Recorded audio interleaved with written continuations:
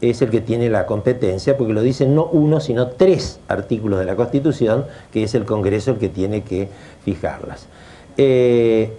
Cuando la Constitución habla de los DNU, de los decretos de necesidad de urgencia, expresamente prohíbe que se apliquen en materia tributaria, expresamente.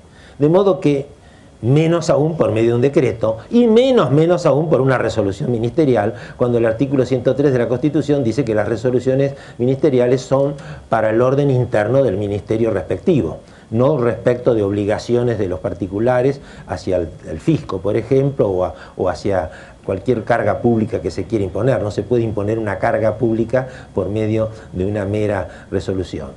Creo que lo que anunció la presidenta, yo no tuve oportunidad de escucharla, es el manotazo del ahogado.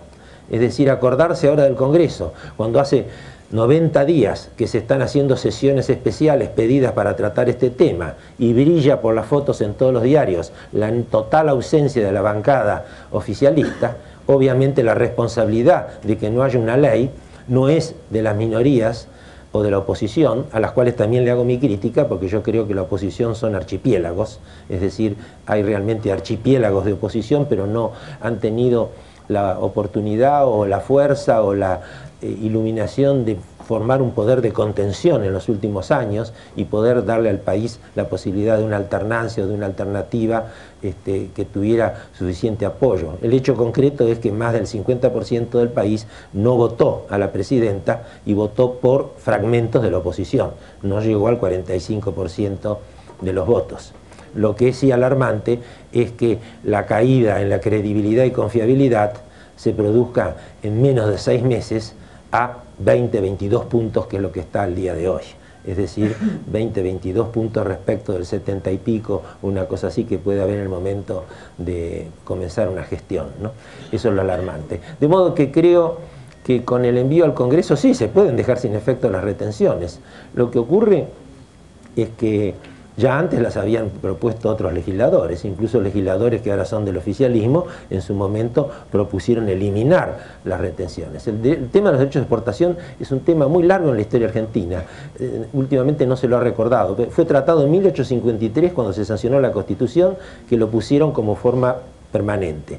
En el 60, cuando Buenos Aires se reincorpora y se constituye la Unión Nacional con la Confederación, se establecieron que eran transitorias hasta 1865, que era el año en que vencía la garantía que el Estado federal, el gobierno federal le daba a la provincia de Buenos Aires. A partir de ese momento se recuperaban por las provincias esas potestades. Pero cuando se llega al 65, 66, se está en plena guerra con el Paraguay.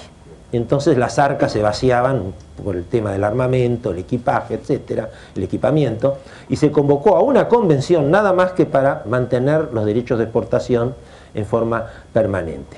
En general, la tendencia en los demás países del mundo es a eliminar los derechos de exportación. Más aún, Francia subsidia a la producción agrícola.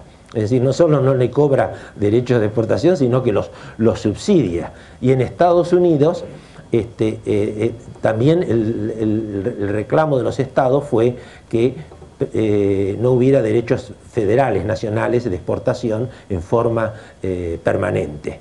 Además, no van a la coparticipación, porque están en un inciso del artículo 75 que no es coparticipable. De modo que para hacerlos coparticipables habría que reformar la Constitución de nuevo, o buscar la vueltita, es decir, de manera tal de aumentar la coparticipación por otros lados.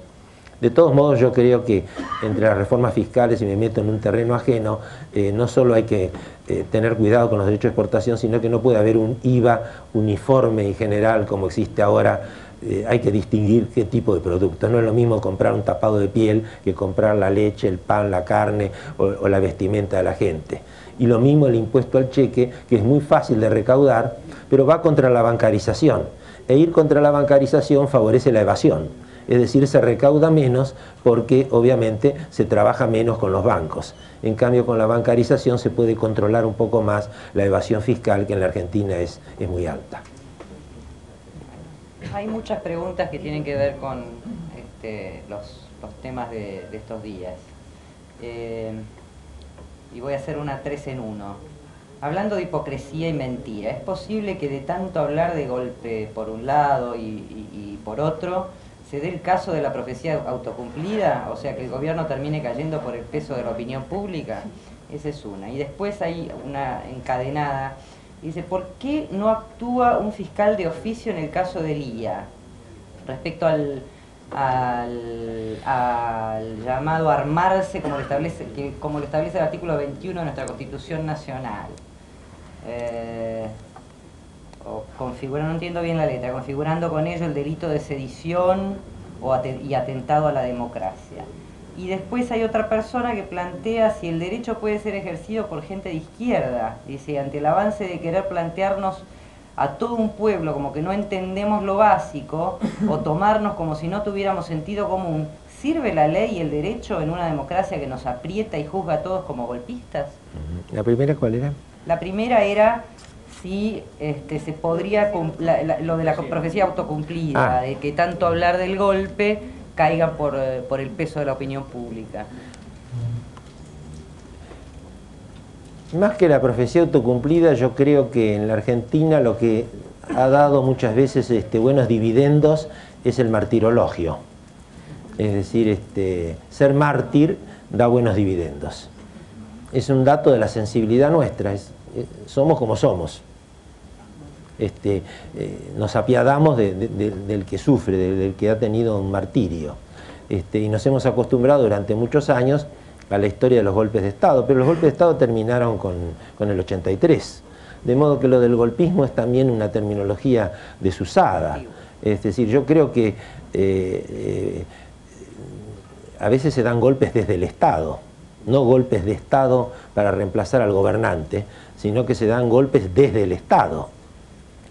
Ha ocurrido muchas veces, ha ocurrido acá y en otras partes del mundo, paralizando a un órgano para que no pueda funcionar, por ejemplo, al Congreso, para que no pueda funcionar. ¿Cuál es la explicación de que el Congreso no pueda funcionar si hay mayoría oficialista en las dos cámaras? ¿Por qué apelar a los DNU cuando se tiene recontra asegurada de antemano la posibilidad de sancionar las cosas por ley? Porque además no hay una oposición obstruccionista, filibuster, filibustera, como dicen los norteamericanos. La oposición cuando se transforma en filibustera, es decir, negando el quórum, negando las mayorías, etc.